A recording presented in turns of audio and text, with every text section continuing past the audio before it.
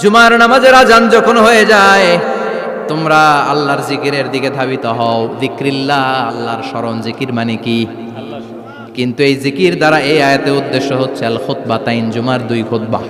জুমার জিকিরের অনেক অর্থ আছে। জিকির মানে সালাত, জিকির মানে কোরআন, জিকির মানে ওয়াজ, জিকির মানে সম্মান।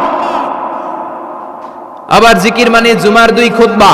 আবার জিকির মানে সুবহানাল্লাহ, আলহামদুলিল্লাহ,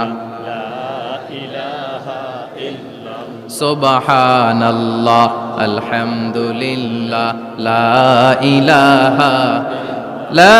ইলাহা ইল্লাল্লাহু মুহাম্মাদুর রাসূলুল্লাহ সাল্লাল্লাহু। এটাও জিকির। সুবহানাল্লাহ, আলহামদুলিল্লাহ, আল্লাহু আকবার। এই 3 জিকিরের চেয়ে শ্রেষ্ঠ কোনো জিকির আছে? কথা কন। বিশ্বনবী প্রত্যেক ফরজ